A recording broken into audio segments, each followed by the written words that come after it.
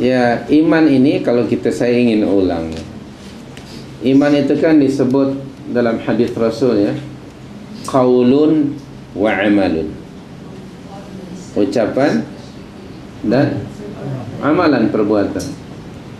Dari hadis itu para ulama mendefinisikan iman itu ialah sesuatu yang diyakini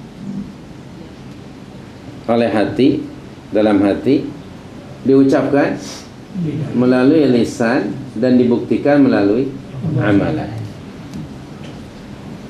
Ini ada 3 in 1 tadi itu, i'tiqad dengan hati, diikrarkan melalui lisan dan dibuktikan melalui amalan, ketaatan kepada Allah. Ada makhluk manusia yang hatinya mengakui tapi dia tidak mengucapkan melalui lisannya. Contohnya Abu Talib, bapa saudara Rasul, itu hatinya mengakui bahwa anak saudaranya itu Rasul Allah, dan apa yang dibawa adalah wahyu dari Allah. Tapi dia kedu lisannya, tidak mau mengucap. Kenapa? Karena mempertahankan kerusi.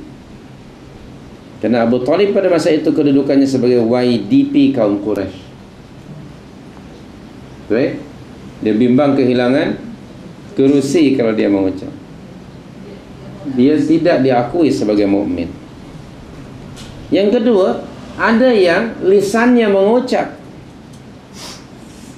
lisan dia mengucap, tetapi dia disobey Allah. Oke, syaitan, iblis, dalam surah 7 ayat 12 ditanya oleh Allah, kenapa kamu tidak mau sujud kepada Adam ketika aku menyuruh kamu untuk sujud kepadanya? Iblis menjawab, kerana saya lebih baik daripada Adam. Engkau telah menciptakan aku daripada api, dan engkau ciptakan dia daripada tanah. Jadi kata-kata syaitan di sini, iblis, engkau telah menciptakan aku, maknanya iblis dia mengikrarkan dengan lisannya bahwa Allah adalah penciptanya, tetapi dia disobey Allah.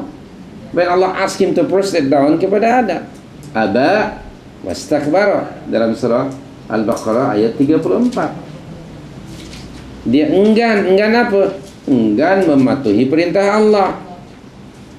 Wastakbara, dan sombong, dengan mengatakan menurut analogi songsang dia bahwa api lebih baik daripada tanah. Siapa yang bagi tahu pada dia? Adakah dia saintis?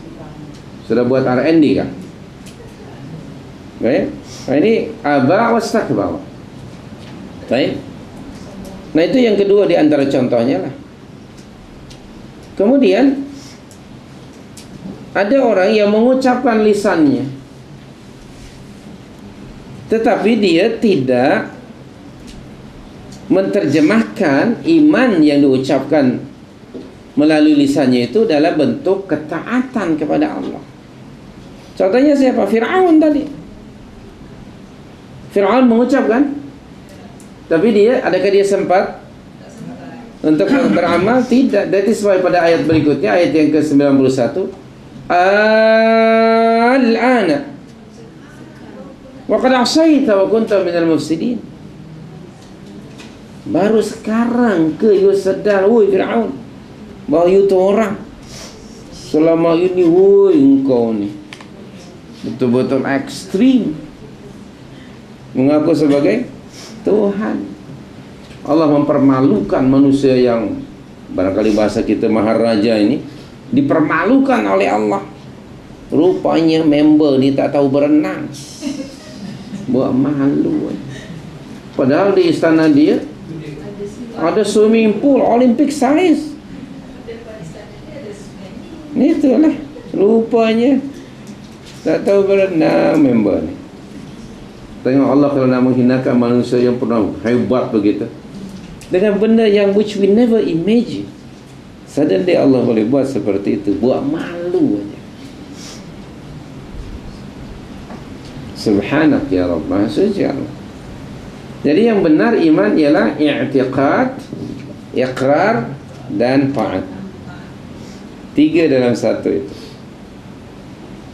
Orang munafik lisannya mengucap. Dalam surah Al-Baqarah ayat 8. Wa minan nasi may yaqulu amanna billahi wa bil yaumil akhir. Mulut cakap kan?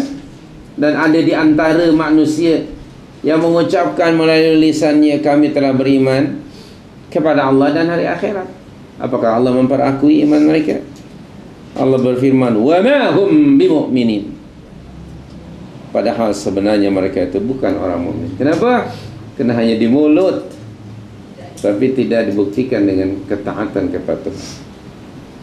Macam NATO, no action, talk only. Wallahu alam lah.